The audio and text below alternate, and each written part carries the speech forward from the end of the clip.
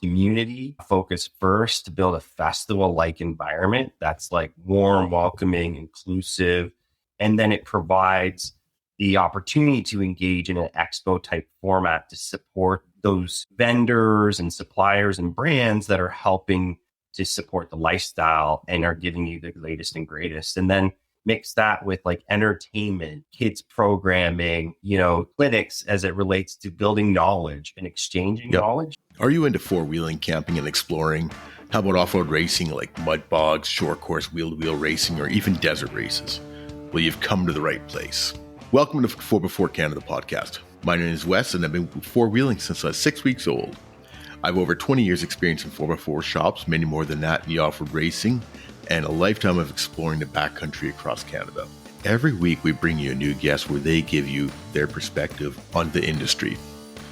We discuss everything from four-wheeling, overlanding, every form of off-road racing across this great country, as well as we talk to Canadian manufacturers and 4x4 shops. Just a quick reminder that if you're looking for more episodes, you can find all of our episodes on 4x4canadapodcast.com or your favorite podcast sharing platform.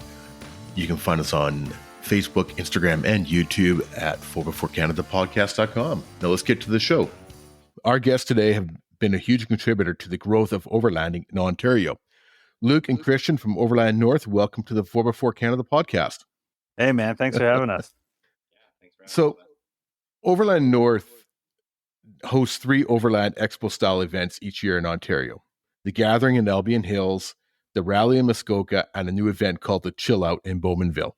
We'll put everything in the show notes, but people can reach you at overlandnorth.com and on Facebook, Instagram, and YouTube at Overland Nth.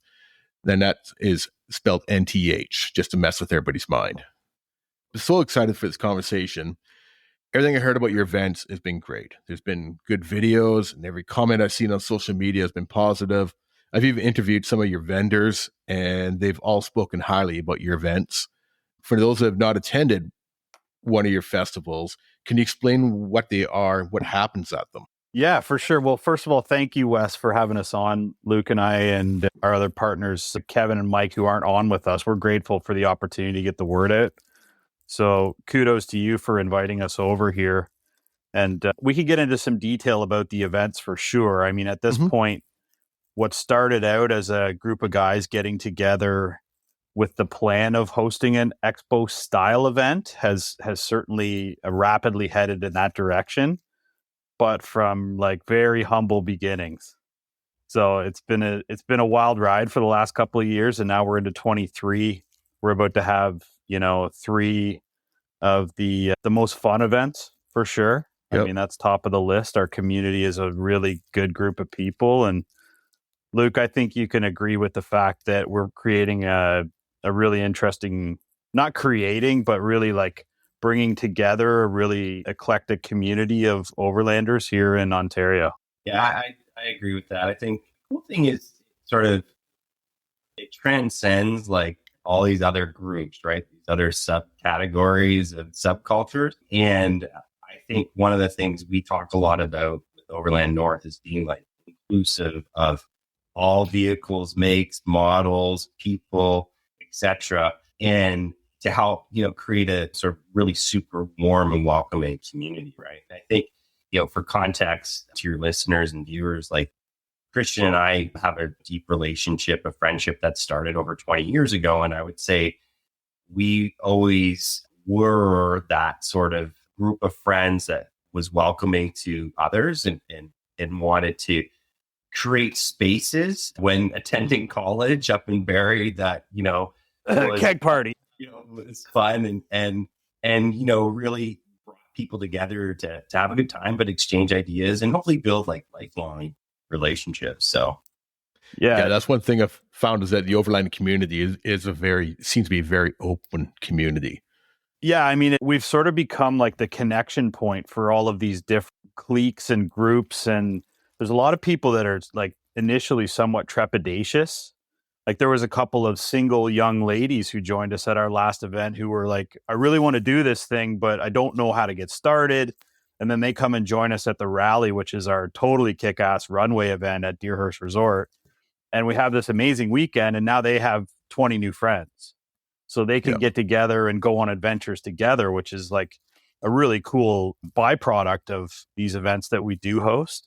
And I mean, to take it back a few years, getting back into 2020, pre-COVID, the idea to host an Overland North style event was hatched, but then COVID quickly came and put a kibosh on that, right? So it was not too long after that I had reached out to both Kevin and Luke and encouraged them to come and spend some time in my area, like mid-COVID hysteria. And we actually did like a boot camp in my barn for a week and sort of like hatch the plan for how something like this could work, right? And then a couple months removed from that, we had our first event on this abandoned runway in the middle of nowhere, which launched what has now become, a whole calendar of events. I mean, we're now going to the Toronto Sportsmand Show in March, which is a multi-tens of thousands of people trade show. We have our own hall within that show, which is super cool. And, it's gotten to the point where we have like options for multiple interests. If you just want to go shop, that's the place to do it. If you want to go and wheel, we always have a wheeling component to our events. So you can leave the grounds and take off and actually exercise your rig and meet some new people. So we've done some thinking about what it means to be a new Overlander. And Luke, you're tied into the analytics here. How many people are we seeing joining us for the first time?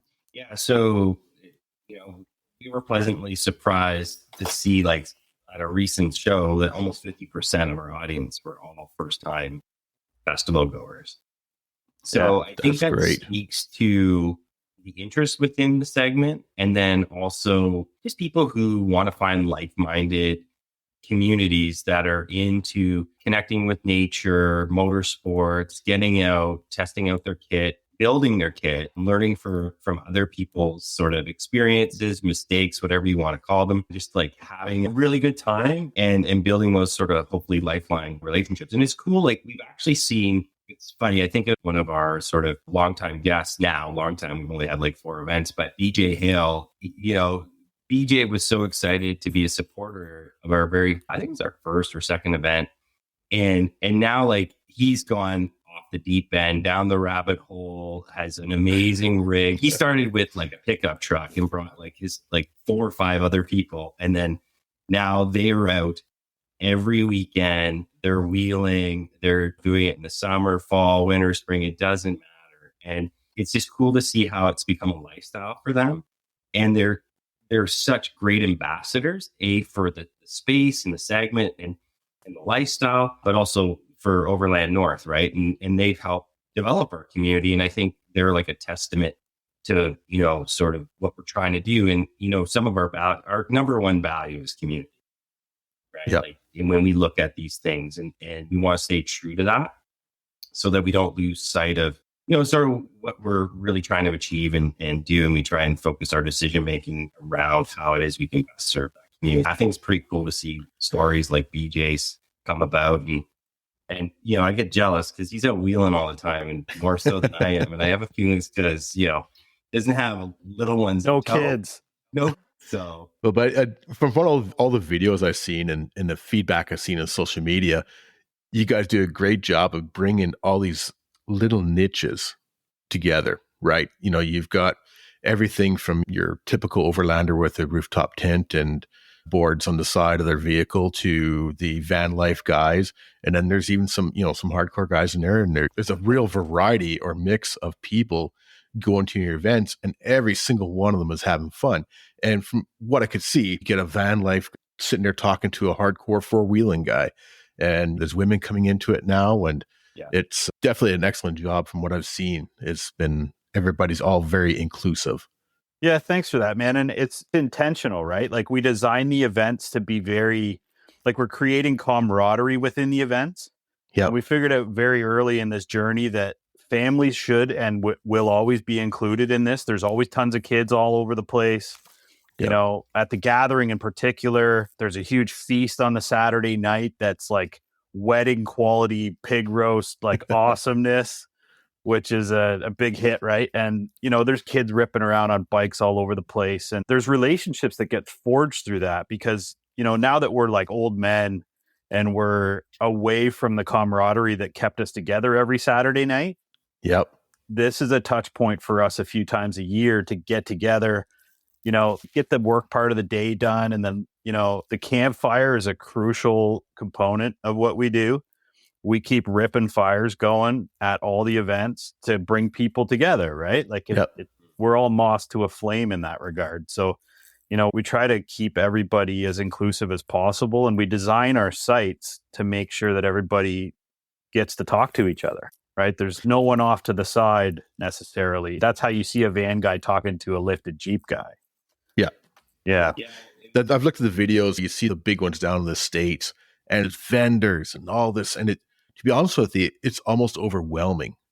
I prefer something like your guys. Is not to say that yours is smaller and is smaller. To be honest with you, my perspective is almost better because you get to hang out with all these other people, and it's the other ones are just too overwhelming almost. And yours has got a real good, friendly family vibe, right? So, well done on that.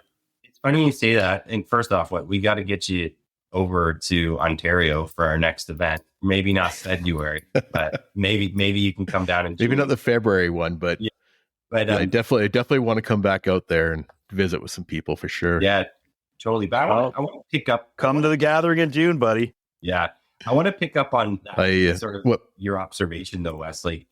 I think for us, we went down to a big expo, and it was a lot of eye candy, a lot of cool suppliers, vendors. And if you had an unlimited budget, you would go bananas because it's all in one spot, and lots of cool trucks and that you can look at and get ideas from and build relationships. And I think the word festival though is really important for what it is we're doing, because we want to community focus first to build a festival-like environment that's warm, welcoming, inclusive.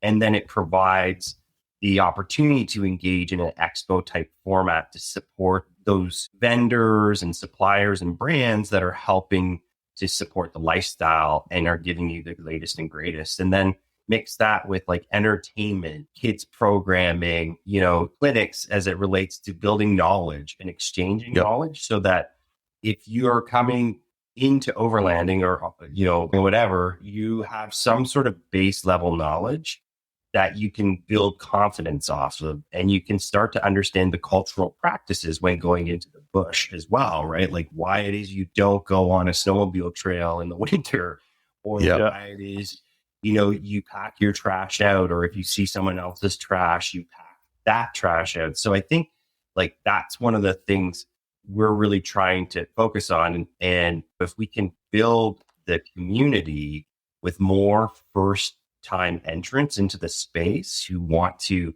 learn more, build out their creature comforts as it relates to their camping gear and their capability of their rigs, then it will help support that vendor expo type environment, right? And so that's something we're really laser focused on, is how do we capture that community and do it in a way, to your point, I think smaller can be more intimate. It's a different type of experience. And I think we have now a product offering that's not just one format. So the runway itself, we had thought we're going to outgrow the space and maybe we have to go somewhere else. Well, we would want a runway still, because when I grew up in high school, I was really into muscle cars, and we'd go to a beach town and had one strip, and you drive up and down, Sega beach down, right? Yes, sir. That's what the runway is, man. And so it's really conducive to building relationships and camaraderie and going from fire pit to fire pit, from rig to rig to rig, and checking out things. And the kids are busy. We had over 50 kids at our last event, and they're just on scooters and bikes and going back and forth. And so it's a lot of fun, regardless of who you are when you come, right? It could be a first timer who's maybe a little okay, what's this all about, to we've been there every single time. And, there's a new element that we're thinking about, offering that will get them excited. So it's pretty cool. Yeah, I love the festival concept or the festival idea. That explains it a lot better than an expo. It really does. And I mean, there's expo elements to it. You know, like we're gonna put you in contact. I know you just had Kevin on from Strikeforce, right? Yep. So we're gonna put you in contact with a guy like Kevin, who's a Ontario-based small business, who is like, there's all these guys that are leading the charge towards the aftermarket here, and we have great partners from like Southwestern Ontario all the way to Ottawa.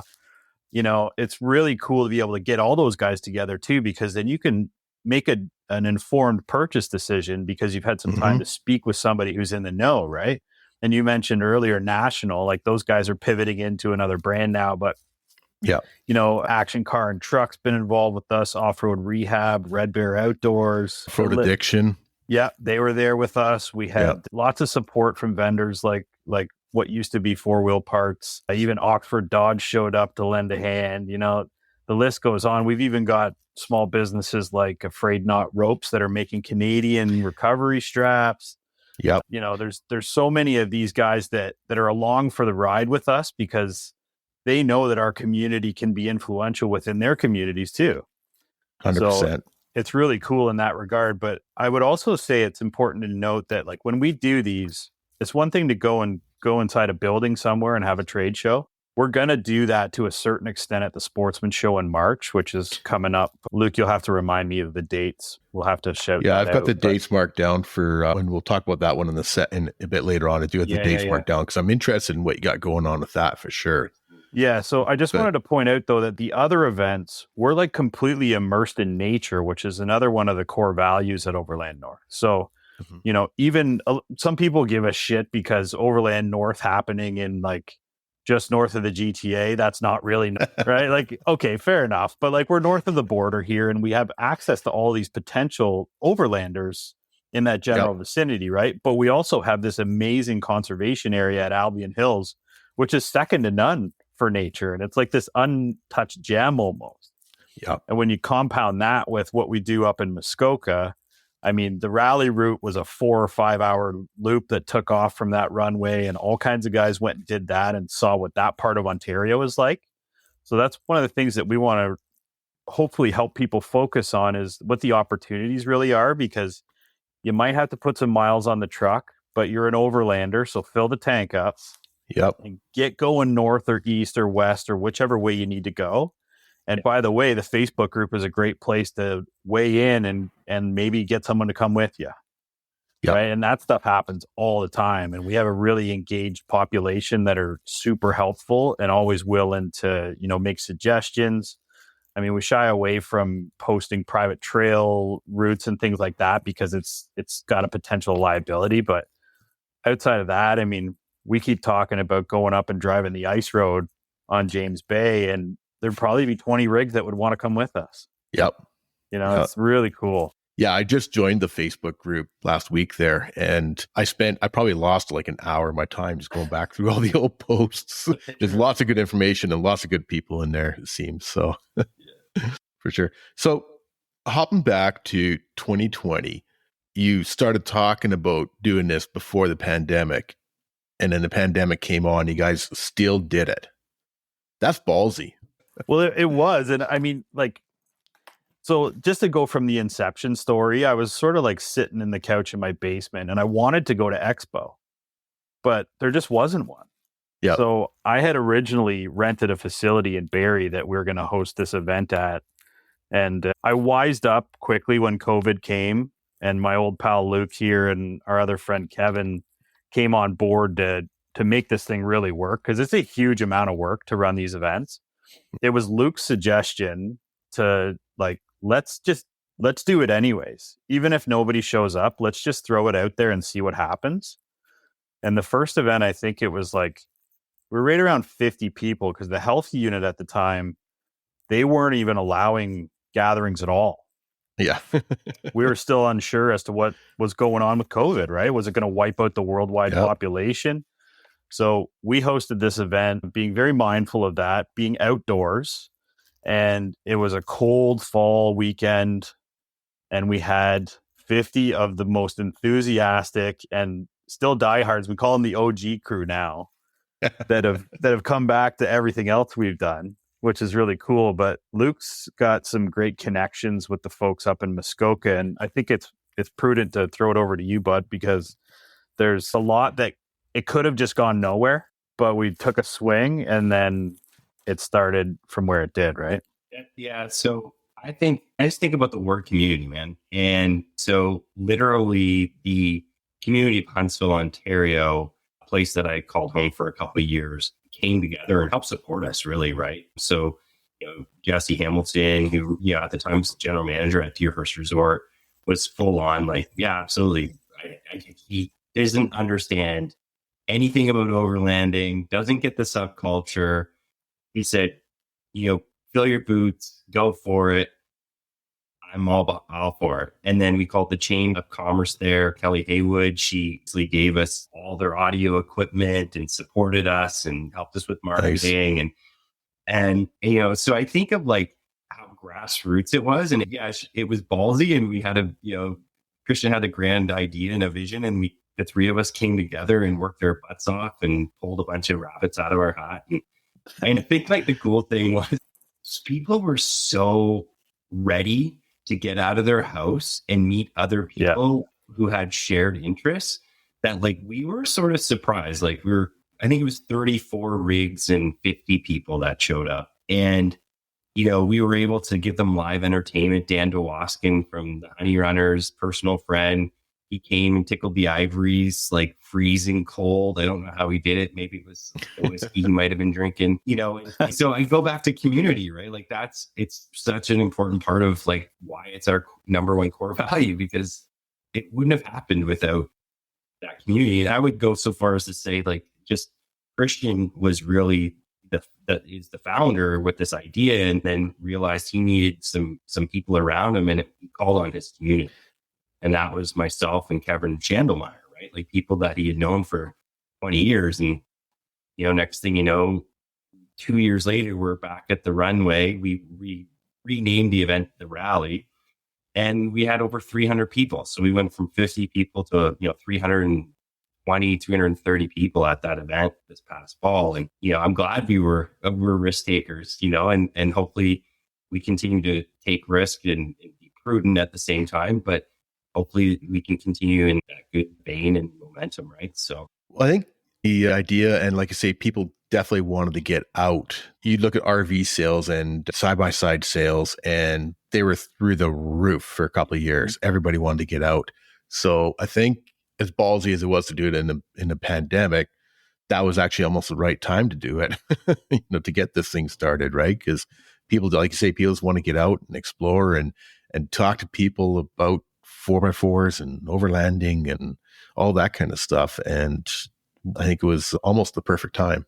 Yeah, sure. Well, you see people, and I mean, I'm a self-professed, I have the call of the wild constantly within my soul, right? Like I don't want to be going to work on Monday. I'd rather be in the bush. And there's such an adventurous spirit within the community where everybody is like, we're working to play. And when we get a chance to play, we're going to get together. We're going to do it with great people. We're going to do it really well supported, by the way, which is the whole point of overlanding, which we haven't really touched on yet. But like the difference between off-roading and overlanding is like we're just more ready. I got a kitchen in the back of my truck. Like we're not, we got ice cream, man. Like it's so there's the cool thing is it becomes one of the things that can be really make people nervous is like, I think I'm an overlander. I mean, we've done some car camping, we've done some off-roading, but like, I don't know where to start. And one of our events is a great place to speak with people that have experience with their own builds already. Yeah. And then you get an idea, like I'm on my 4th iteration of an Overland build. Luke's already, modified his rig a number of times. You can learn from your peers within the Overland North community. We call them Northers. We're all Northers at heart here. And, like which awning would you buy if you were going to put one on your truck? And then everyone will weigh in. Yeah. So you can get like a really good shot of everyone else's experiences. And I mean, the variety of the vehicles and the people that show up is amazing. It's like everything from a van with an espresso machine in it, right next to a lifted Gladiator on 40s. And then right next to him is a Porsche 928 with a safari rack on it. That's actually one of the things I was going to comment on is the variety of vehicles that you guys have is absolutely mind-blowing. Like you say, you got a Porsche, you got a bunch of vans, you've got a guy with a big, huge freaking cedar camper or whatever it is on the back of his truck, right? The variety that you guys have is not just in a regular Overlander and a Tacoma with a rooftop tent. It's such a huge variety of vehicles. It's just mind-blowing when I look at the videos. I think it's sort of funny because my GX is like my first true truck, I guess, meant for off-road. And, in year one, I had a 5 Series BMW that I was driving and I got chirped a lot. Yeah, Luke showed up in a car. Like, come on, bro. Well, you deserved it then. That's right. It's funny you say that because we've had people show up in like a slammed Mazda 3. Someone showed up in 1 year and they're like, is it okay if I come in this car? And it's like, yeah, of course it is. As long as you have a sense of humor when someone pokes fun at you, you're not going to get offended. And they're like, well, and you're also, this comes up all the time, right? Like, what's the first mod that you should make to your overlanding rig? And what I tell everybody is a tank of gas. Exactly. Just go drive around and enjoy what you have. And if you get to the point where you're finding like limitations within your vehicle, then you start to address them, right? It's the old adage of like lockers before light bars. And there can be a bit of an arms race with all this like extra stuff you put on your rig. And I'm guilty. I got lots of stuff on my truck, right? Like, I'm not going to pretend that I'm not. But, there's the one couple, Luke, that you'll remember, the folks that showed up on the BMW GSs last year. Yeah. And they had come to the rally with the sole intention of meeting other people. They were going to buy an overland rig and they wanted to figure out what platform. So was it going to be an SUV or a truck or a van or whatever?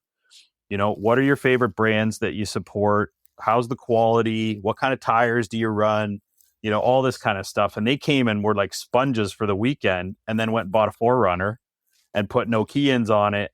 And, they're using brands that were like, we can vouch for them because we actually use them.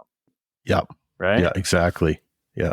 I always tell people that drive your vehicle stock for like 6 months. Yeah. Right? Like learn the limits of the vehicle, learn the limits of yourself, and then start working on improving both of those and go from there. But there's so many people, and it's not a knock against the people that do it, but a lot of people that, buy a brand new Jeep off the dealership with 37s on it and they don't even know how to put it in 4-wheel drive. Right. So there's that point where I think everybody should learn how to drive a stock vehicle off-road because that actually makes you a better driver. Myself. Right. Yeah, I my own personal opinion on that. Or they didn't know they had a button that got. But overlanding can be anything. You take a look, you probably saw the pictures of that Ferrari or whatever it was that went on up the Alaska Highway. Yeah, he went up the rooftop tent on. Yeah, the Dempster, with the rooftop tent, right? Yeah. Hey, overlanding can be anything. I don't know about out there, but Subarus are a big thing out here now. They seem to be getting really popular out here, out west. So, mind you, I think they always have been popular out here. So, your next event is a fairly new event for you. First time, and it's called a Chill Out on February 10th to 13th at the Canadian Motorsports Park in Bowmanville. That's in the middle of winter, right? Yeah. So let's talk about that. What's the scoop with the Chill Out? Yeah. So Luke, you want to run with that? Yeah, I'll run with it. And if I miss anything, let me know. So it was sort of funny. We were looking at sort of our product lineup. 2022 was a great year for us. And then we sort of were like, we're Overland North. Like, we can't really call ourselves like, Overland North if we're not doing a winter event, right? Like, and so it was sort of like, okay, let's test our mettle. Let's get the community together. We knew like we have a good group of folks out of the Ottawa Valley region and up into Quebec that's where I'm based out of. They're like really big avid winter campers. So we knew there was like this subset of like winter campers already within our community just by following them on social. And so we thought, okay, how is it that we can design a festival that's a little more to the east of Ontario? It's not super east, not in the Ottawa Valley, but also keeping in consideration proximity to our Southwestern Ontario folks, which is a pretty far drive for them. How could we just come out, test it again? Like, this is really a test, right? Like, we want to see how many people are going to show up. We want to build some relationships, hopefully some new relationships, and have a little fun, right? Like, we're excited to partner with the Canadian Tire Motorsport Park, great group of people out there.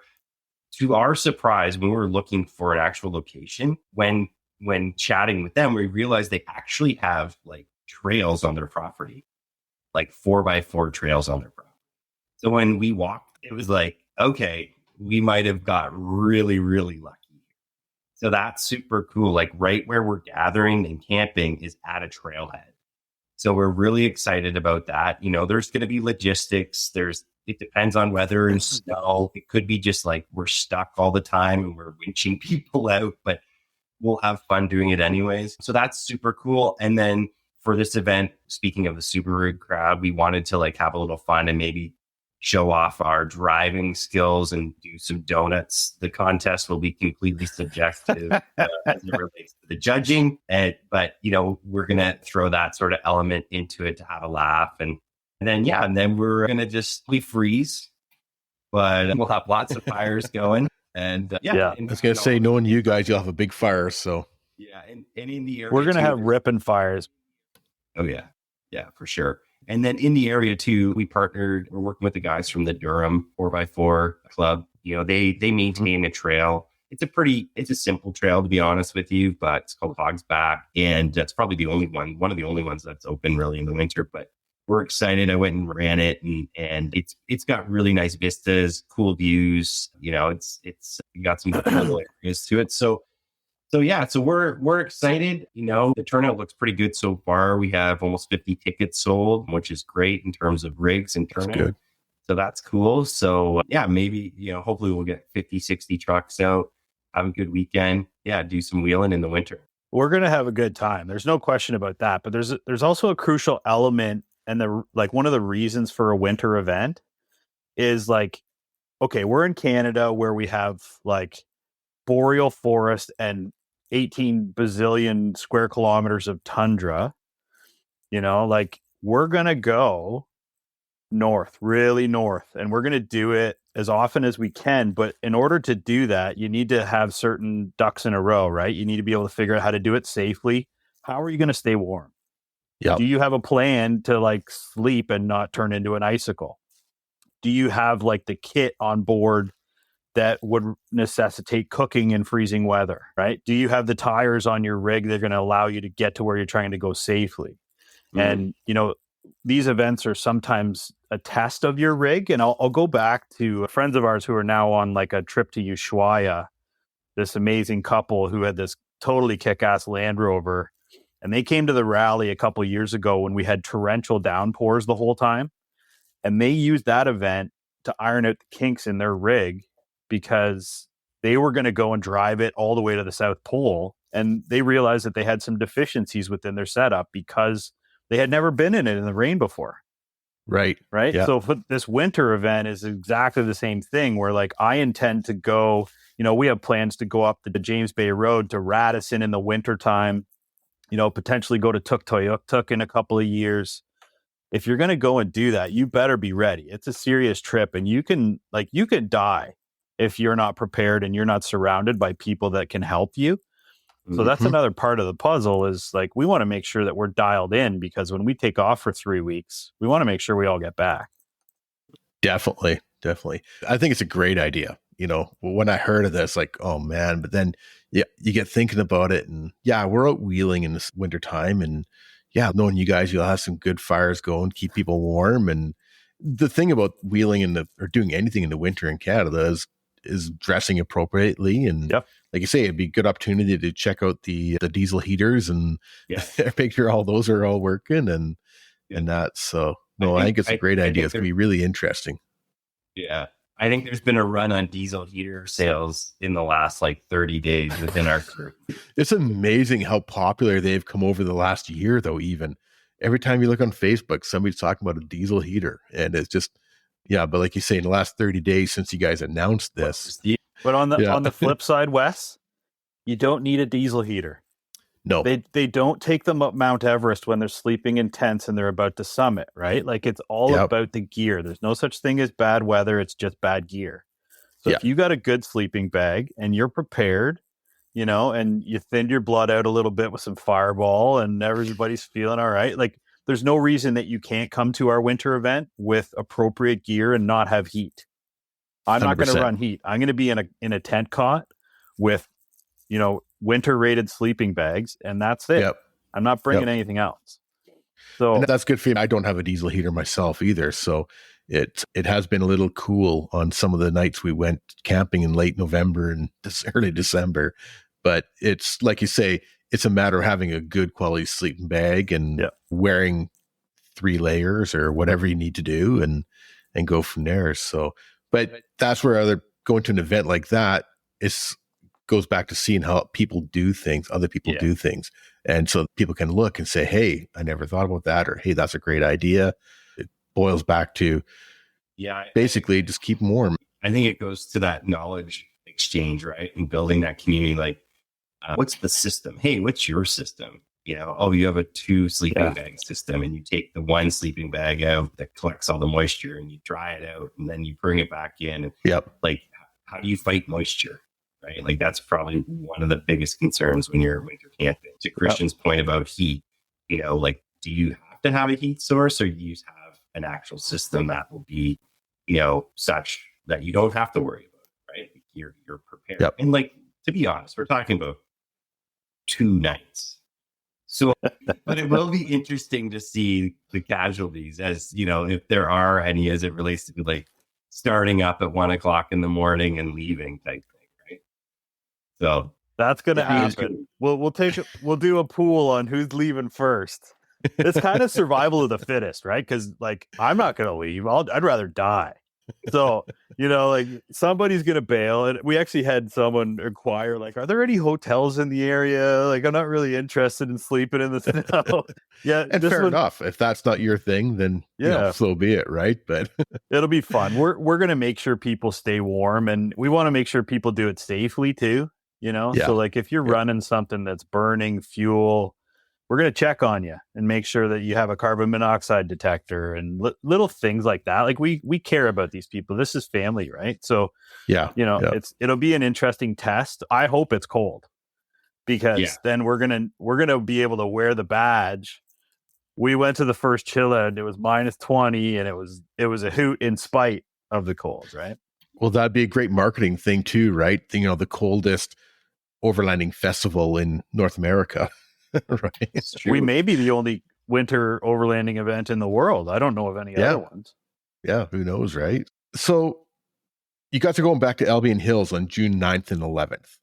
Let's talk about that one. That's probably one of your, I don't know, they're all interesting events, but I find that one to be quite interesting myself. Yeah. Based on what I've seen. Yeah, totally. So I would call it our signature festival. I think it has the biggest potential to grow. I think also too, we really want to grow the segment within Ontario, and also have the opportunity, now that the border and the ArriveCan app is no longer in place, have the ability to welcome people from, you know, our bordering states, right? So New York, Pennsylvania, Michigan, Vermont, you know, and sort of welcome them and welcome them to the festival, but to build those cross-border relationships, either with the community or with vendors, and just have them see Ontario as a place to explore. And we have so much land further north that if we can do, you know, the responsible job of teaching and promoting, we're excited about that. I think the other thing too, which is pretty cool about this year, is we have more area. So we actually have space for a test track.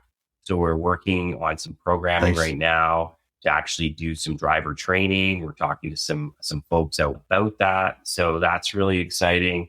So it's another unique product offering that we're going to be able to provide. And I think it would be really cool to be able to welcome, you know, sort of a day visitor, that experience where, say, they're driving like a JL or a JK or whatnot. They're in the GTA. They don't necessarily get out to where the trails are in the Kawarthas or the Muskokas or what have you. And they want to, you know, put their truck and test it a little bit and learn, right?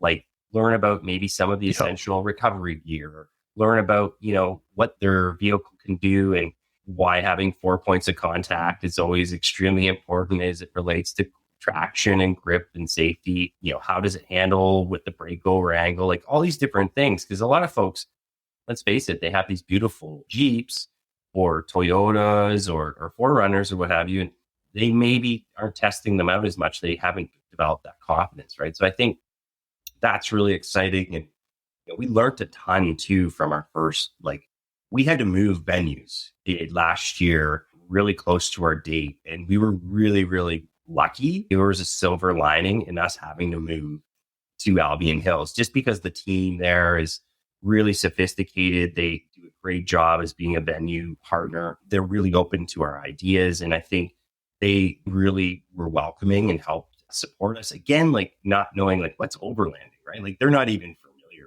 with what the segment is. And there's that education process, and the people within that area, like the tourism authority was really supportive. Central County Tourism, that team there, Chuck and his team were super welcoming and supportive and helped us develop our product, to be honest, in a lot of ways. So that's really exciting with year 2 now, where we have a full planning cycle where we can bring in these different driver training elements, or hopefully get an OEM on board to do some test drives of their new product lineup. Come on, Toyota. Come on, shit. Let's go.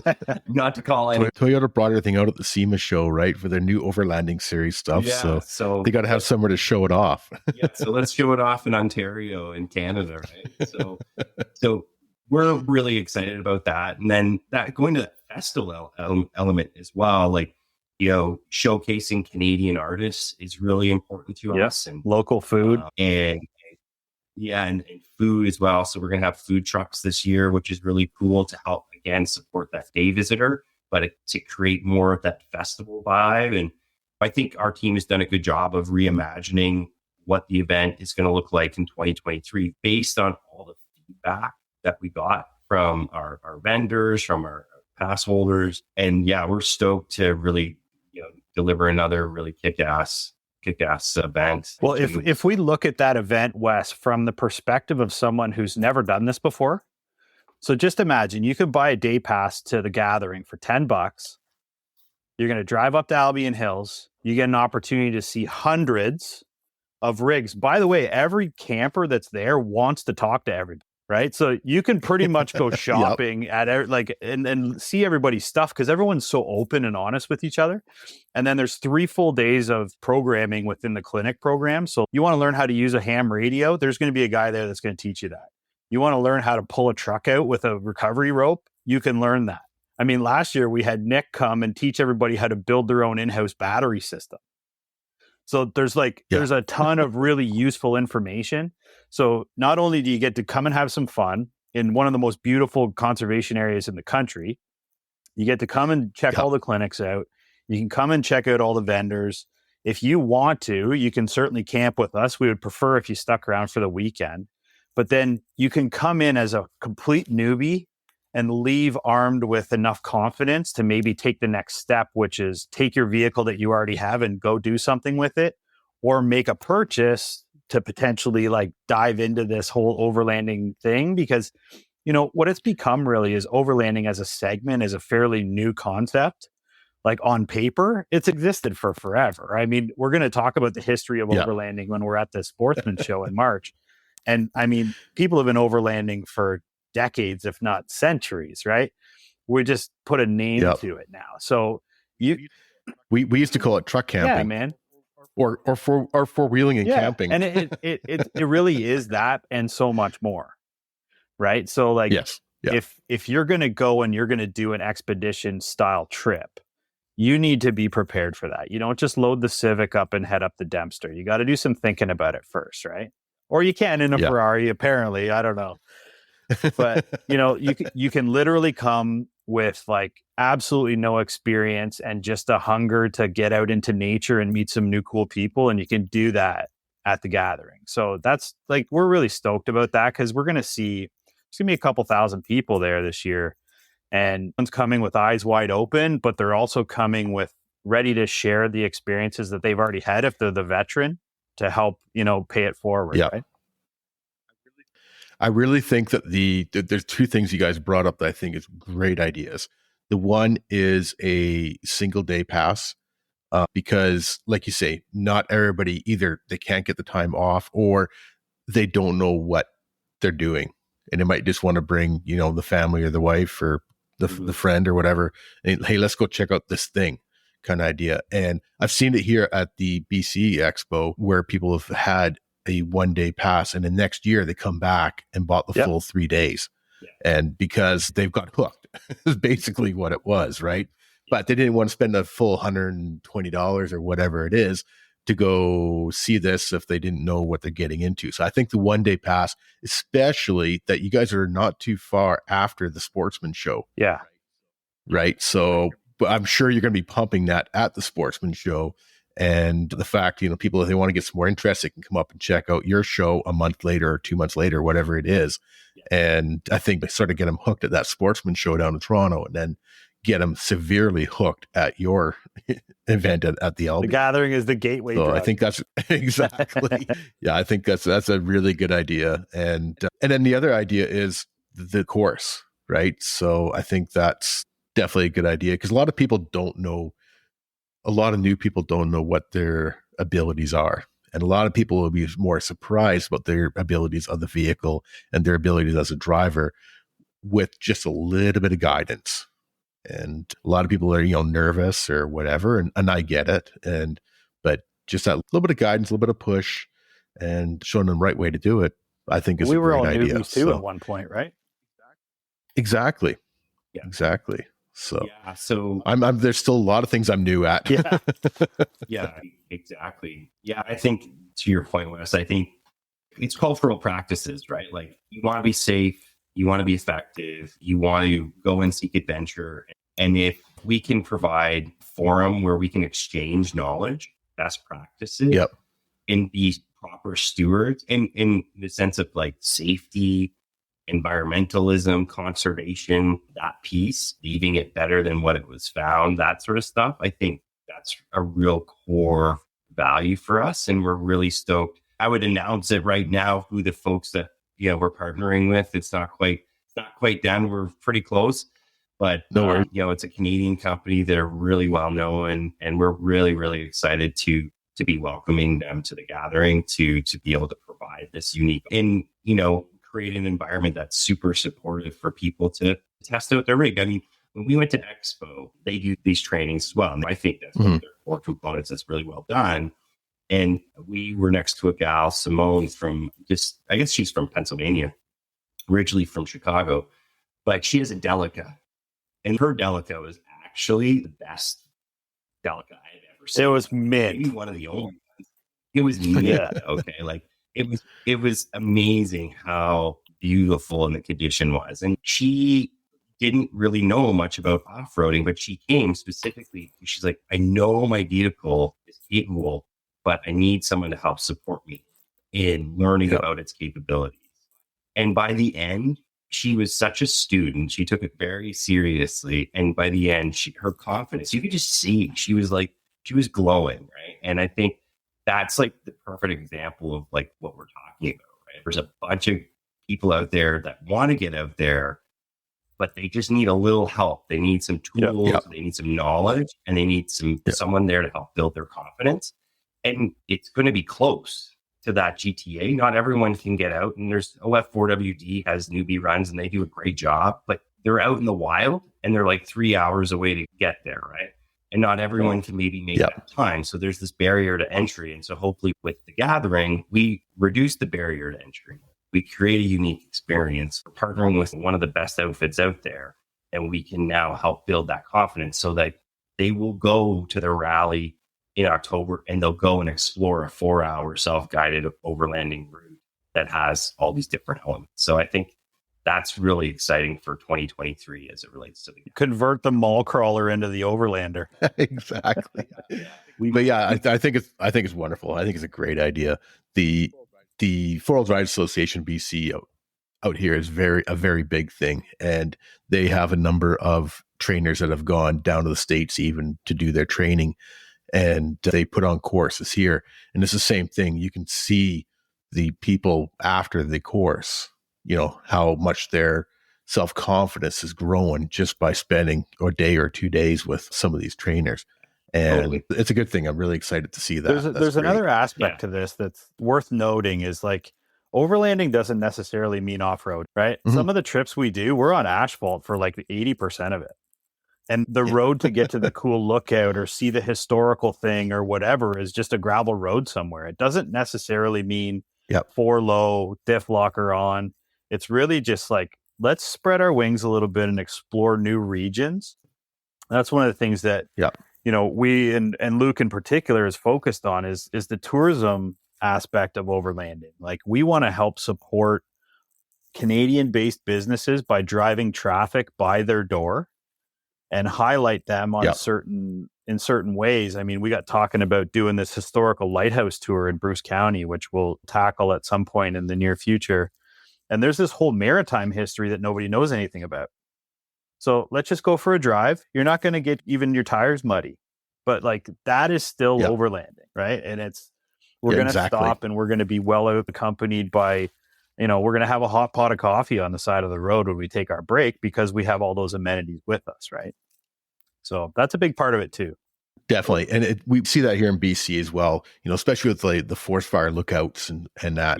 There's a lot of them that you could get to almost in two-wheel drive if you wanted, right? And then there's some pretty extreme ones, but I've often thought like the forest fire lookouts is a big thing for me.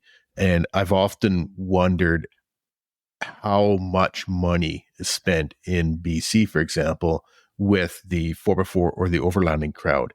You see it with, the dirt bikers or like mountain biking is huge here, as it is in Ontario as well, but we actually have hills. And it finally takes a dig at our flatlanders over here. Yeah, waiting for it. But they have done studies on how much mountain biking brings into some of these communities, and I would say that overlanding or four-wheeling brings in almost as much as some of these mountain bike towns, right? So tourism is a huge thing. Sure.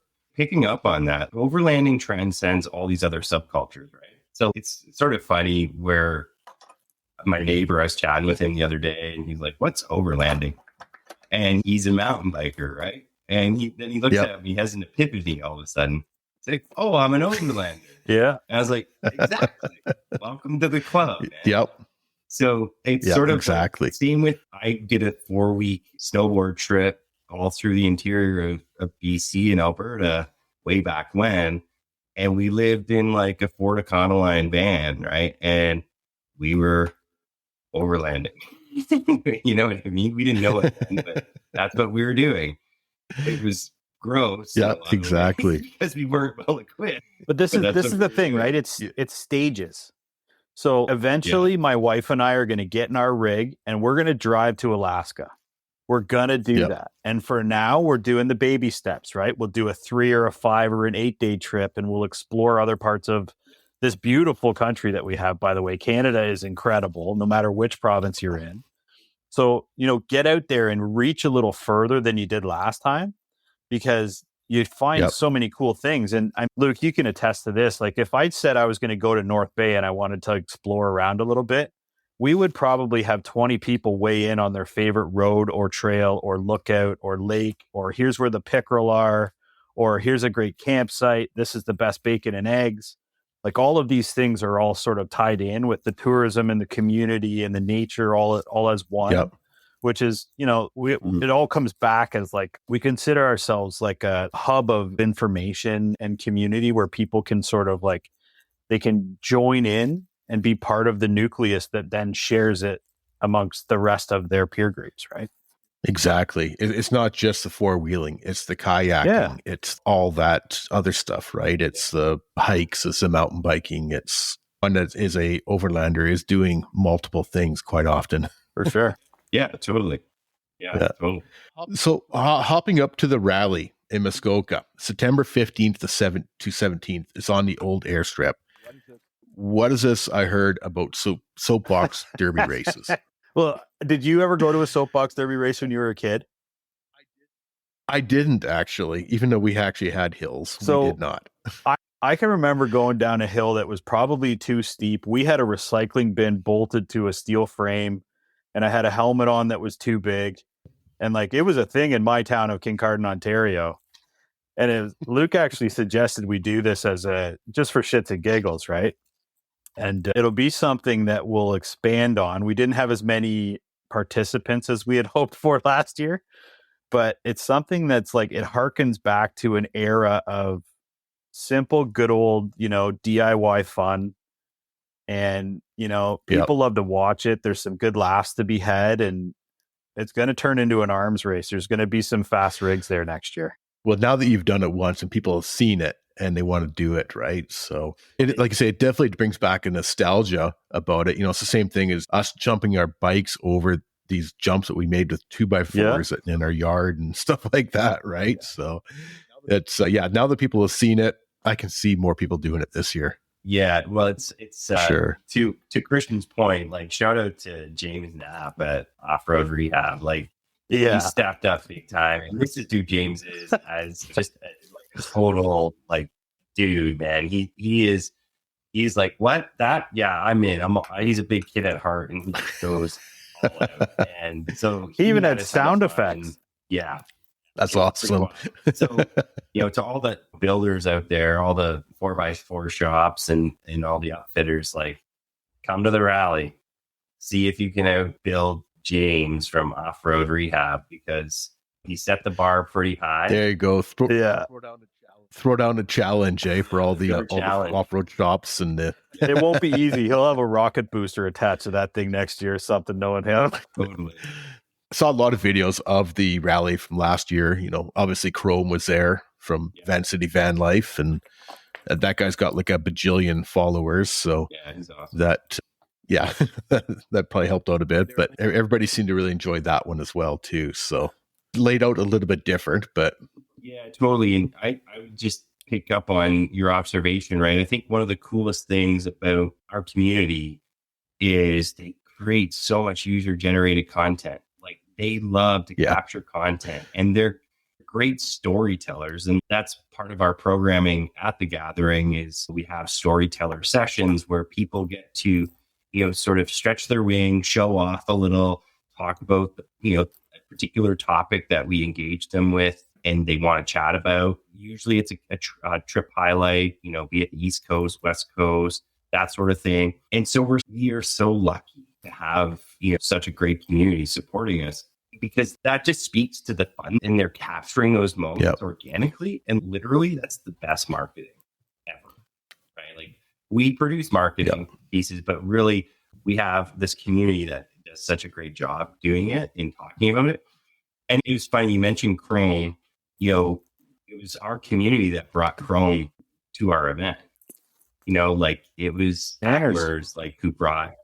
Yeah, they really are, they're not van lifers, they're van overlanders. Yeah. And so, they were like, hey, what do you think about inviting this guy named Chrome from Van City Van Life? And we were like, let's do it. Sure. And Allie is partner in crime there. Yep. And it was awesome. Super excited. He captured tons of content, which was wicked. He's a great content builder and creator. And the cool thing, like, it's documenting, right? Like, what you're seeing is like people are documenting this stuff. This is the best part of generating content, right? Like, you can make a video, tell a story however way you want if you're just producing it. But it's our user, it's actually the Northers that are doing this, right?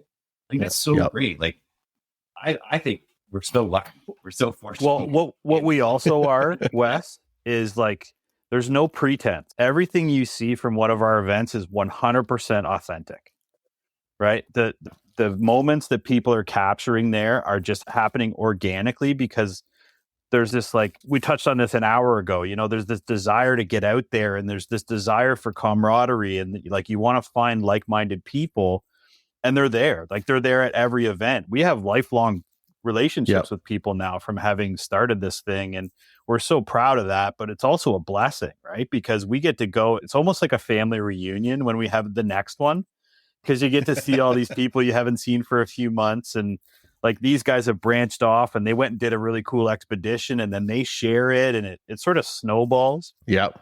So, one of the other things about the rally in particular, and we do this at Albion Hills too, and Luke already alluded to doing the trail run at Hogsback, but at our events, we also always have a trail run, right? So when you leave the runway for the rally, there's a route that goes through, the Canadian Shield all the way around Muskoka, and you can pick and choose elements of it, whether they're technical or easier, depending on your confidence level or your rig's ability. And that part of it is a big part of the equation for many of our attendees. Some people just want to stay around and just hang out, which is totally cool. But other people want to actually go and adventure during the weekend. So you're not limited to staying on site. There's all kinds of people that take off and go and do the route and then come back and share their experience there as well. Yeah.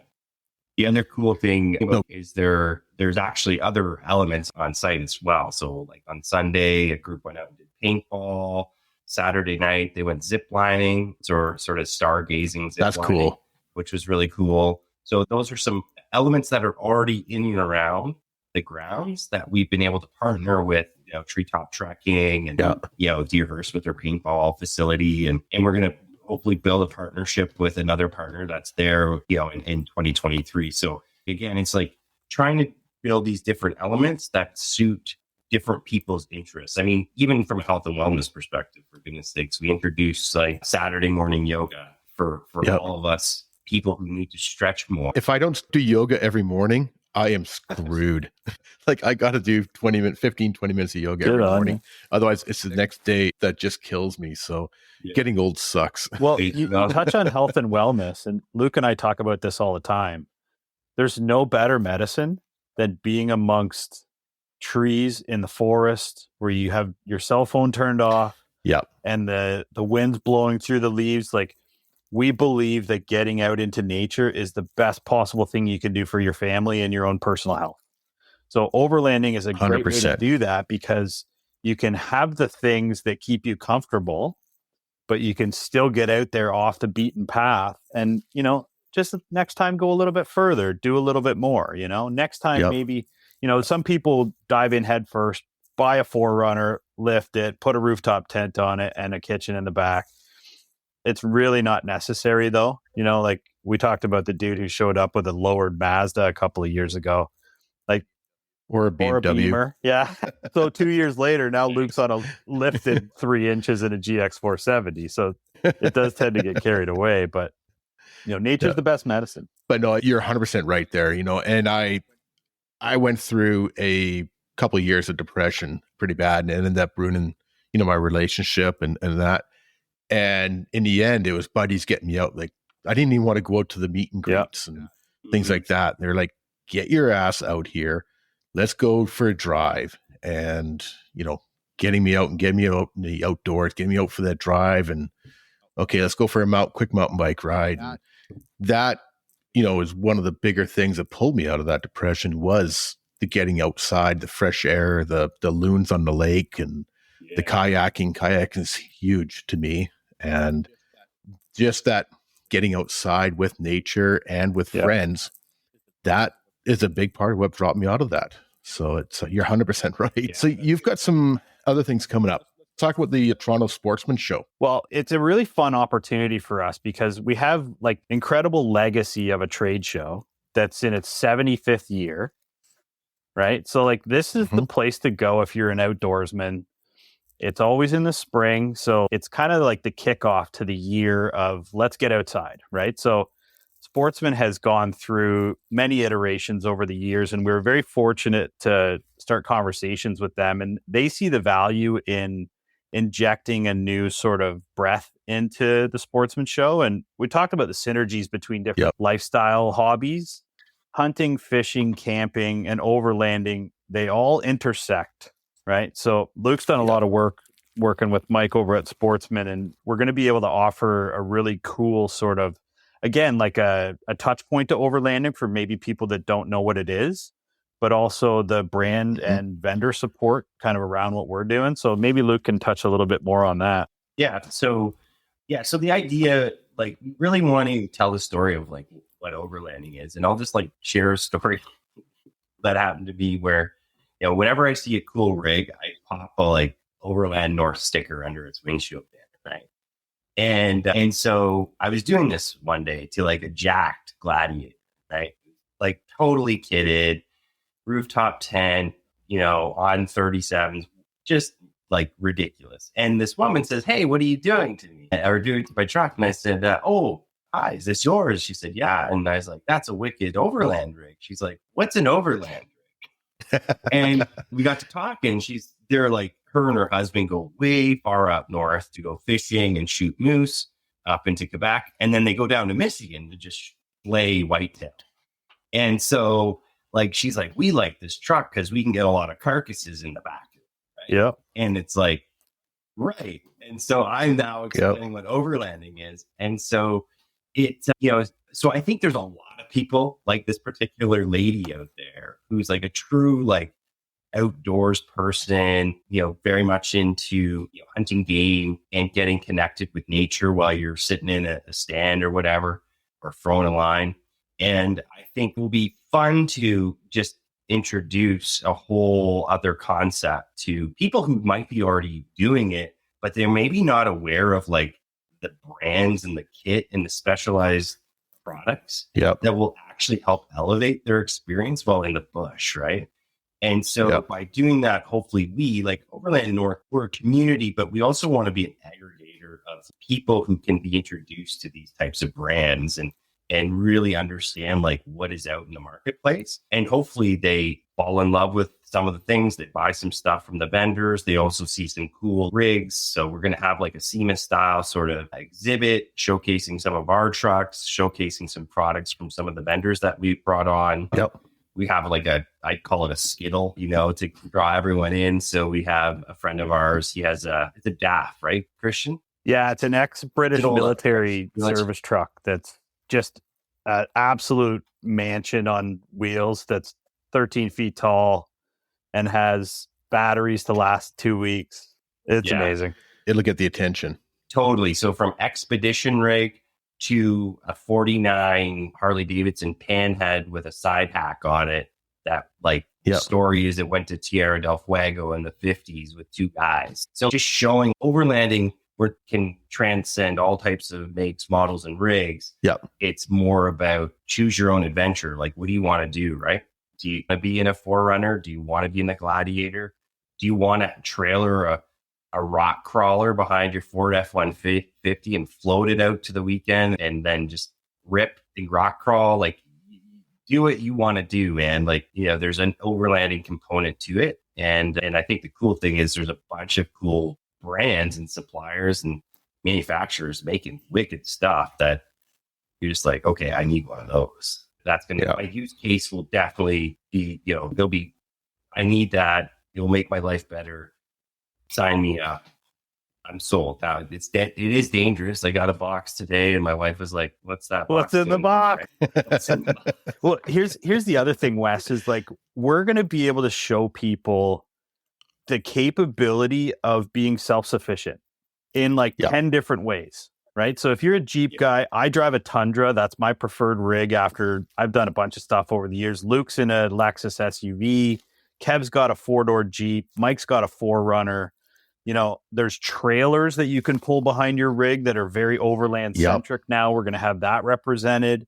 There's so many ways to skin the cat, right? So like you can come and spend 20 minutes with us and it might just light the wick of some ideas within that hunter or that fisherman or that kayaker who goes like, if I just added a couple of pieces to this puzzle, I don't need to worry about accommodations or water or food or human waste or whatever, right? We have all of these things, the systems that Luke alluded to earlier, these are already established.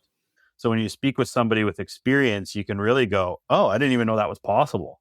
And there's so many things out there now in the last 5 years that have come out of, people like you and I brainstorming and coming up with the ideas on how to build their vehicle better or, new products. I mean, you take a look, everything from fridges to, everything. Lighting is totally different, all that, right? So yeah, in the last 5 years, the technology has just gotten so much better. But like you say, if this guy just wants to bring it up at his camping game or his hunting game, or, some people are, kayakers and they just want to be able to get to a little bit more remote places, or even if they don't want to go to more remote places, but now they're interested in fridges or whatever for their camping, that's a perfect spot to gain those new, even just the people. tent technology, right? Like some people think that a rooftop tent is synonymous with overlanding. Couldn't be further from the truth. I think we probably had more people in ground tents than we do with rooftop tents at one of our events. But I'm ground tenting right now. I got rid of my rooftop tent just because on my Xterra, I couldn't haul my kayak with it, right? But when I got the Tacoma, I'm still bouncing around as to whether I go rooftop tent or I go to a pop-up camper or what I end up doing, right? But there's a lot of people doing the overlanding thing that are just on ground tents or hammocks, or whatever, or tent cots, or just sleeping on the ground. Yeah, definitely. So I think that's going to be a really neat event for you guys. I'm really excited to see what comes out of that for you. So let's talk about some of the other stuff you got going in 2023. What else is coming up? What are we doing? What else are we doing? So how about I saw on your website that you have announced the Ultimate Overland Charity. Yeah. Do you want to get into that? Yeah, so we'll get into that. So we haven't officially announced it yet because we're still dotting the I's and crossing the T's, but it's happening. So, and you touched on it, right? You touched on mental health, right? And I think one of the things, like, nature is, Mother Earth's medicine, right? So we can take from it and heal from it. And I think one of the things near and dear to our community and the four gentlemen that, sort of run Overland North day to day is the mental health and well-being of those who serve us. So first responders and Canadian veterans. And, not only does it touch our immediate circle within Overland North, but our greater community within Overland North is really, that's that community. We have a lot of first responders. We have a lot of active and retired service members of the Canadian Armed Forces. So we're excited to be working with the folks at Wounded Warriors to build out and raffle off an overlanding rig. So we're excited to be working with partners with it. We have Beast Off-Road as a key partner who's partnering with us to be the lead on the build. We're in a bunch of other conversations. It's probably premature for me to start dropping names, but who you are. Fair enough. And I think we'll come back on this podcast and share when it all comes together. But if there are folks who are listening, for sure, who want to get involved, check us out on Overland North CA, and drop me a line, Luke at overlandnorth.ca. And we would love to get you involved. And the goal is to raise $50,000 that will be donated to Wounded Warriors to help support the programs that support first responder families, as well as Canadian veterans and Canadian veterans families. So we're really excited about it. We've chatted one-on-one with our community members who are very enthusiastic to get involved and help in any way they can. So I think it's something that we're really looking forward to and sort of showcasing and at our events. And then hopefully it turns into a trend, man. Like, hopefully we're able to make this happen on an annual basis. Right now it's going to be a provincial sort of initiative from a charity standpoint and raffle, but you never know, man. Maybe we can go across Canada and make it a national initiative, and if the sort of support is there. So we're excited. Sorry, Luke. I just want to piggyback on what you're saying, because one of the things that, like, we've been talking about community this whole podcast, right? So what we want our community to do is to be open and honest and communicate and destigmatize mental health, because it's every one of us has someone that we love that deals with some form of a mental health issue that can be rectified with support, right? So we're here to offer that support. We want people to talk open and honestly about things that come up.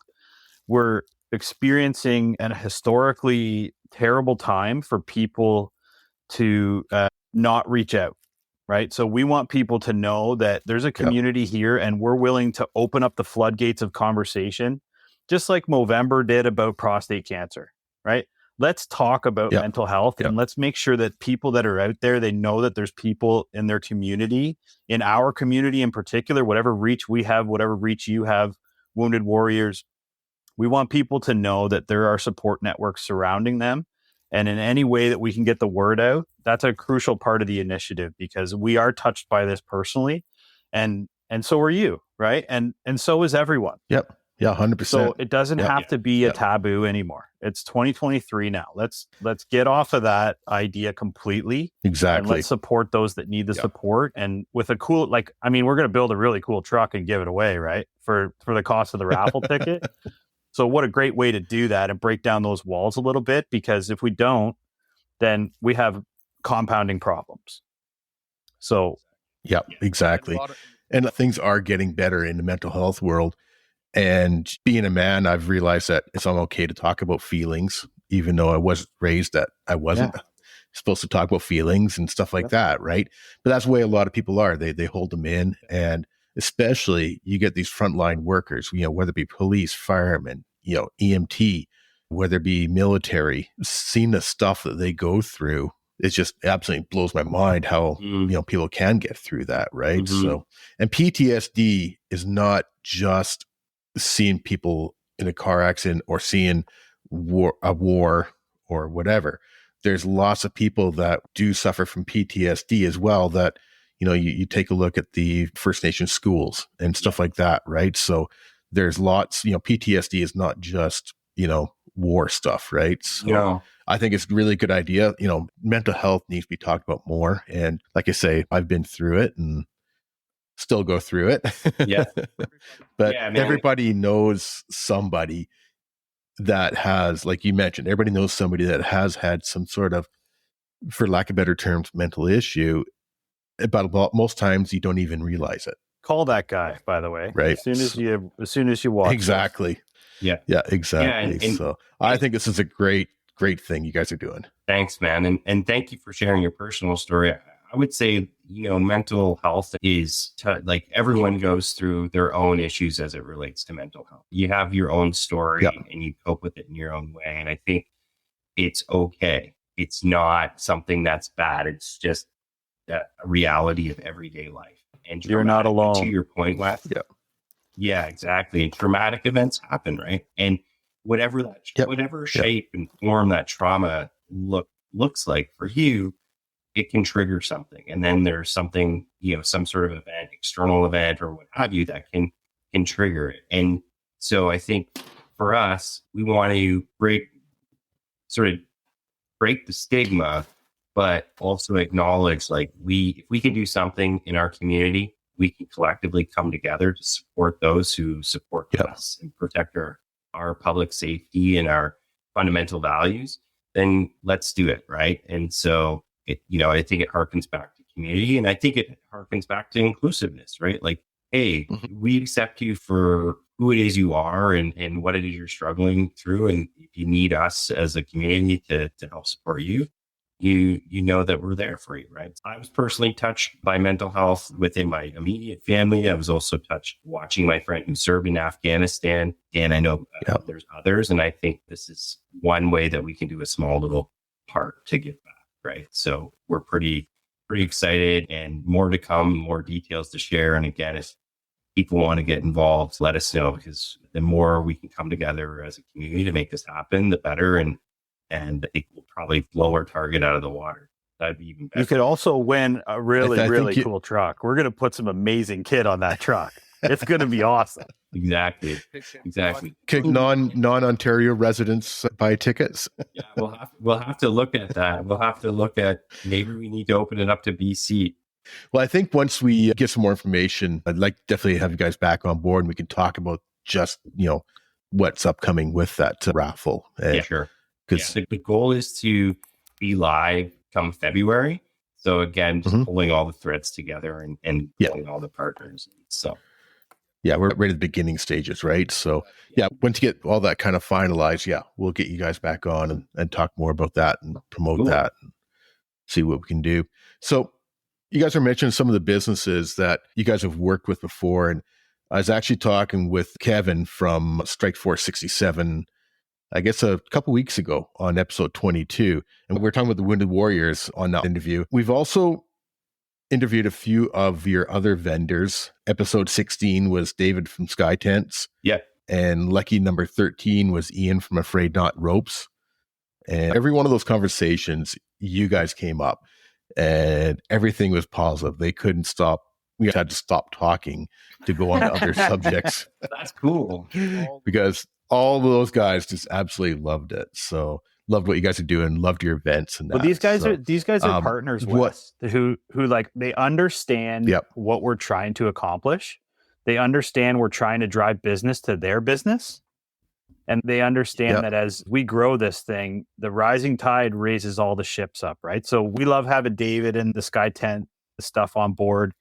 Ian's hilarious. You know, he's always a good time to have around. And by the way, an amazing quality product that rides in the back of my truck, and I tug people out of the ditch with it. You know, Go Treads in my truck too, from Strike Force 67. So, you know, we have what we feel are the right partners to help us grow, and we're only going to surround ourselves with more as things progress. There'll be an effort towards bringing more specific partnerships on board. I mean, you're never going to come to an Overland North event and it's going to feel like a flea market. It's not that kind of thing, right? So if there's a vendor there, they're there for a reason, because they have the right, you know, either the right product or the right service to offer the community. And it's an ever expanding process, right? So if any of your viewers or listeners want to get involved with us, we'd be more than happy to have conversations with them as well, because I mean, we have a access point in person to their customers. Yeah, definitely. I think one of the guys that one of my earlier interviews with Ken from wildmedkits.ca, and he makes first aid kits. I don't know if you've come across this product before, but he's in Ontario. They're actually not far away from you guys. But not only does he make really good quality first aid kits, I've got one in my own vehicle, but he is also a nurse, and he does first aid training, and he does wilderness first aid training as well. So might be worth talking to Ken about, you know, whether, I don't know if you guys have a first aid person at your events, but Jay Ruffalo and Alex, their handle's Canadian Tacoma. They're both, Jay is retired military, and Jay and Alex are both EMS. I think Jay's actually EMS fire. So that's part of, we do intro to wilderness first aid with them. But like, again, to Christian's earlier point, like, I think that there's enough space as we grow to build space for offerings and whatever that looks like, right? So that's cool. I just wrote down wildmedkit.ca. Yeah, it'd be worth talking to Ken. I mean, you know, even if you have somebody else that does first aid kits, I mean, there's multiple rooftop tents as well too, right? But so Ken, I found, was very knowledgeable, and I was just also thinking, like you say, if you didn't have somebody to do some of the demonstrations, but you know, the fact that you do, I think a first aid demonstration is something that everybody should attend. It should almost be mandatory, right? So it's doing that episode with Ken, I learned so much just over our call.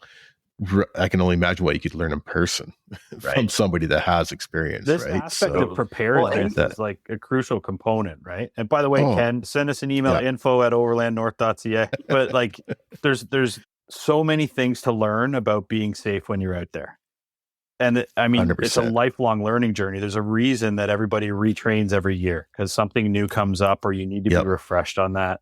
I mean, it's a crucial component. There's no question. Yeah, definitely. And I say, like, one of the things that we're learning and we're focusing on is building relationships across Canada, right? Like, you know, I think having lived on Vancouver Island and then in the Rockies for a period of time in my life, like, just the rugged nature of the mountains and that coastline, it makes it more of an everyday lifestyle in your backyard. I lived in Nanaimo, BC, and literally like 2 minutes from my house on the backside of Mount Benson, I was on logging, you know, so there's that aspect. So it's well established out there in comparison to perhaps Ontario. And what we're excited about is to uncover the likes of Ken and his business to, you know, bring it to light and be like, hey, like, I didn't realize you were there. You know, like a new partner we're working with in 2023 is Off Grid Trailers. Amazing product out of Edmonton, great crew of guys. It took us going down to Arrington, you know, Virginia to meet them. But like, that's sometimes the reality of how it works, right? So, and you learn more and more about who's doing what and what great products they're producing. And I think there's a ton of great products here in Canada and a lot of great Canadian companies that we're excited to work with, and we're excited to introduce people to and hopefully drive eyeballs and business and traffic sort of their way, right? So, and that's sort of the way I've looked at the podcast as well. There was 3 main reasons for starting the podcast, and one of them was showcasing and introducing people to Canadian 4x4 or somewhat related companies. Right. So whether it be Strike Force or whether it be Ian from Afraid Not Ropes or Ken from Wild Med Kits is sort of related, because we all should have a first aid kit in our vehicle. We all should know how to use it. But I mean, we've had some great interviews, you know, Tim from TMR Racing, he was on. And so that's been one of the focuses of the podcast, is to promote Canadian companies, because there's a lot of really great Canadian companies. And I mean, it may not be big like the former 4 Wheel Parts chain, but there's a lot of great off-road shops, you know, all across the nation. Yeah. And there's a lot of great manufacturers that made in Canada, right? There's so much product that's made in Canada that people don't realize. Well, so that's one of the big reasons. We don't realize what's being produced in our own country at times, because their market, 90% of it's all in the United States, right? So like, that's why we're excited to get the likes of Off Grid Trailers to come to Toronto and really promote like what their product is to 15 million people in the province of Ontario. I think that's pretty cool. Or like TMR, exactly. Right? Like, TMR is a serious outfit, Canadian family run business, doing tons of work. Like the buggy series in the US is way bigger than it is in Canada. But like, if it wasn't for TMR's leadership, there wouldn't be a Canadian series in Ontario, right? Like there wouldn't be possible. So like supporting the likes of him and TMR is like super important, obviously, because it's crucial to the community. It's funny. Tim and I were talking business just before the holidays. We're chit chat, and then he's like, his US sales are far more than his Canadian sales, and that's probably part of that is just based on actual population. Absolutely. But you know, his Canadian sales is sort of, you know, flatlined, whereas Americans just keep on going and going and going. Hopefully we can help Canadian manufacturers get cross-border traffic when they come to the gathering in June from Pennsylvania, New York, Vermont, and Michigan. Take advantage of a dollar that is trading at 72 cents. Yeah. They got buying power. Yeah. And they just strap it on their truck right there. What we're also really proud of, though, Wes, is we're fanning the flames in the segment here, right? So we have all of these people that don't realize they're customers, and we're going to help convert them from interested parties to customers through the events that we host. Because, like, I mean, we got 15 million people in Ontario. It's a huge market, right? Like it really is. And there's so many people that don't even know. And Luke touched on this before, and whether it's the hunter or the kayaker or the young lady or the family guy or whatever, they don't even realize they're overlanders yet. So we're going to convert them into customers, and they're going to be spending their disposable income on this hobby like the rest of us do. And we're just scratching the surface, right? The segment is a burgeoning thing now. And as it accelerates, so we're a little bit behind the guys in the States, to be fair. But, you know, if it wasn't for Overland North, there would be no event like this at all, right? And that's actually something that Kevin from Strikeforce said that. He goes, if it wasn't for you guys, there wouldn't really be much of an overlanding scene in Ontario, right? So I think it's such a like thing to do, to be on like a road trip, let's say. To go and discover the backcountry, the hinterland, let's call it. And so if we are a country of immigrants, right, we all came from somewhere. There's very few of us, if you're Indigenous, that you long story history in Canada. And we are continuing to grow through the welcoming of newcomers. Like that's a really ripe opportunity to help equip them and welcome them to get connected to this amazing privilege we have in the land that's called Canada, right? It's really, Yep. I just got back from India. I spent 3 weeks in India on a trip, and I was Nice. overlanding, not overlanding the traditional style, with a rooftop tent and exploring the Himalayas, but I'm definitely going back to do that. But like a bus trip that was 240 kilometers long, and it took us 15 hours. Okay. So from a perspective, that's how busy it is, right? That's how like their infrastructure is still being developed. So how lucky are we? When I was like driving back from the airport, I was like really, really, excited about Ottawa traffic because it's not that bad. Spacious. And I can drive anywhere. You know what I mean? Like it just, so I think like that newcomer to Canada is a real interesting opportunity for us to be inclusive, for us to be welcoming, for us to be warm, for us to share knowledge and practices as it relates to environmental stewardship and conservation and connecting and that bathing in what nature's medicine can provide to you. I think that's a cool opportunity, right? And how do we embrace them? And I think we see that at the gathering. It's very multicultural. Yeah. And I think the more welcoming and the more we can embrace that, the better off the entire industry and the market can be, because they're going to fall in love with it the same way we did. And the next thing you know, it creates a bigger ecosystem and an economy that can support, more great businesses that service the needs of overlanders, off-roaders, 4x4s, etc. Right? There's a zero barrier to entry. Yep. Right? You already have Facebook. Yep. Join the group, lurk around for a bit. You don't even have to engage. Absorb the information just like you did, Wes. Checking this whole thing out, right? You can come to the Sportsman Show and check out a really cool, massive trade show, by the way. There's going to be 30, 40,000 people there. They're going to have hundreds of vendors. Dip your toe into a new lifestyle, hypothetically. You can come to the gathering for a day pass that's going to cost you almost nothing. And your kids can go ride the mountain bike trails, by the way, when you're there. And then maybe we just dip your toe into the water of this and then work on that conversion, because we're finding people are joining the community and they're sticking around. This isn't like a fly-by-night hobby opportunity. Overlanding is something that is embedded in all of us already.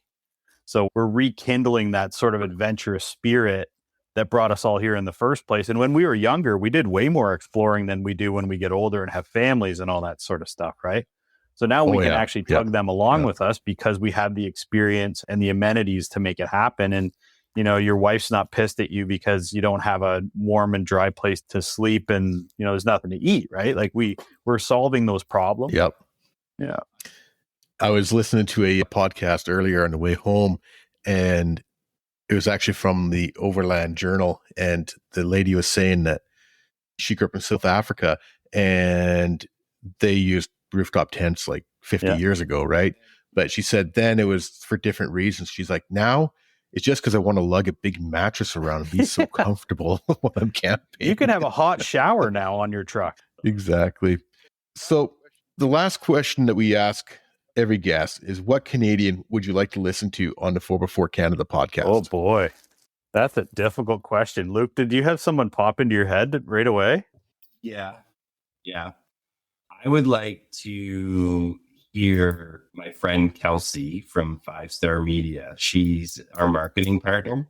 She works with some wicked brands. She's an overlander. She's an off-roader. She's an all-around adventurer. She's got a sick Dodge Ram, totally lifted, ready to go, lives on Vancouver Island. She's been a navigator in the Rebel Rally. Okay, yeah. Really into the sport, definitely really connected to other businesses and Canadian manufacturers that are doing some really cool stuff out of Edmonton and Vancouver Island. So I think she would be top-notch guest. She's also a lot of fun. She's got a great sense of humor, calls it as it is. So good call. Yeah, no, that's definitely an interesting person. Our first female guest was a pair of ladies that went down just to the last Rebel Rally and participated down there. And we've had a couple other females on, but that's something that I keep on getting asked about, is to have more female guests on, because females are becoming more and more involved. They're not just sitting in the passenger seat anymore, right? They've got their own Jeeps, their own trucks, and they're wanting to hear about more women doing it themselves. And so I think, Kelsey would definitely be a great lady to talk to. Good choice. Sure. And I'm going to add another important person to us to the list. There's a real spirit of DIY in overlanding. And I really think you should have a conversation with Joel Tremblay. So here's a guy who's an Overland North. He's a Norther. He's a North Bay boy. And he's built one of the coolest handmade trailers. He's got a YouTube channel called the Chuck Wagon, or Joel Tremblay, but Chuck Wagon is part of his series, I think. Right, Luke? Yeah. Right. And he's taken the Chuck box. Yeah. So what he's done is he's taken his knowledge and his hunger for adventure and turned it into an opportunity to build something that is a one of a kind. Right. And again, that's what these events end up becoming, is like there's 15 or 50 hand-built items that end up at an Overland North event. Right. So I think he'd be a really interesting guy to talk to. He's got a really strong understanding of electrical. He's an architect, and he's also a really good dude. So I think you should reach out to Joel, and we should give him a shout out. Great idea. I'll reach out to both of them for sure. There's no shortage of people I want to talk to by any means, but everybody keeps on suggesting these different people that I haven't heard about.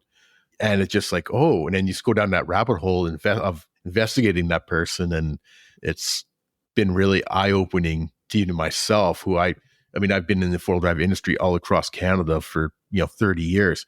It's opened up my eyes to even more people that I wasn't aware of, right? So it's been really, really interesting. Well, Christian and Luke, I really thank you guys for coming on board. I know it's getting late over there, and I appreciate you guys coming on and spending some time with me. It's been a lot of fun.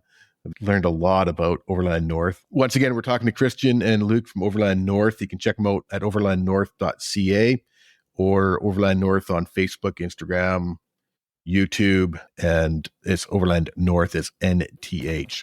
What was the reason on that one? A couple of reasons. One was Elt's already had the Instagram handle North spelled properly.